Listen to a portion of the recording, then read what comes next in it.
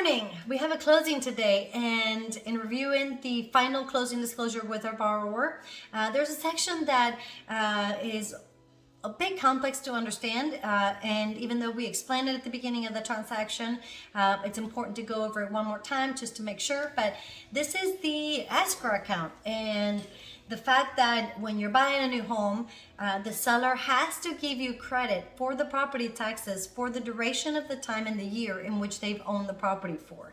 So if you set up an escrow account, or if you don't set up an escrow account, by the way, an escrow account is when you have your payment and your payment includes taxes and insurance and everything together, and then you let the lender handle the taxes and the insurance bills when they're due, and you simply make one monthly payment that includes everything.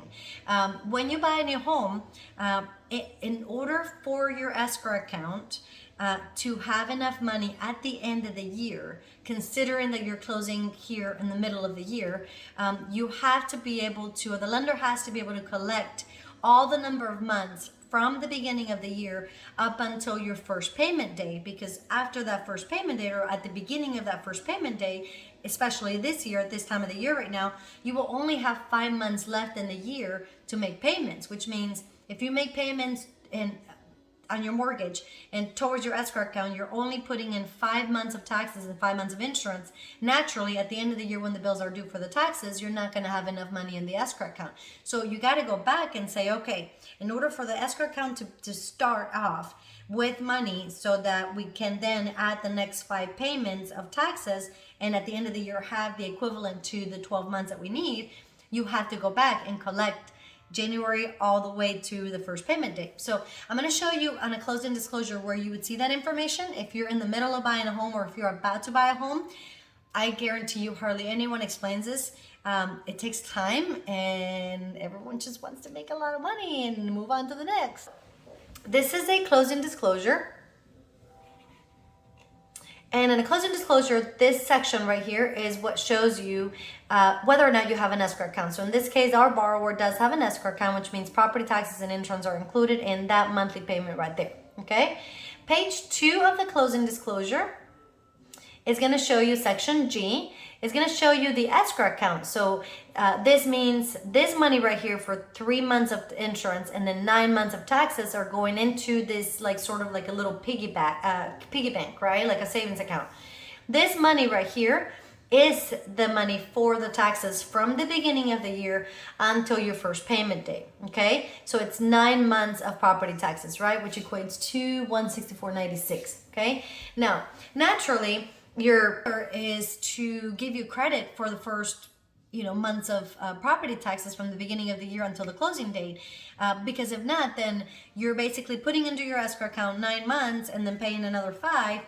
You haven't owned the property for 9 months already. So in your closing disclosure, from the seller, which is called the tax prorated credit or prorated tax credit, equivalent to the number of months, you see it right here, it's the number of months until the closing date, which in this case is today's date. So this credit offsets the 9 months, the 6 months and 22 days that you are having to put into your escrow account. The difference between the 6 months and the 22 days and the 9 months here is what goes into your reserves. To close in June, your first payment is not until August. You're only going to make the next 5 payments, for the remainder of the year, in order to have 12 months total plus the 2 months of reserve that you always require. You need to go back enough months so that your escrow account has enough money at the end of the year, right?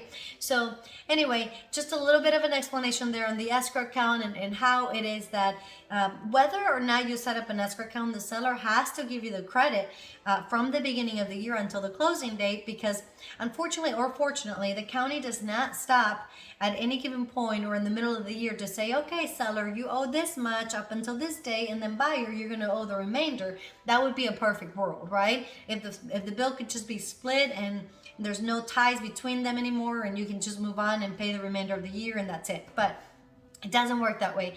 The tax bills are due once a year, and they're sent to the last owner that owns that property that year.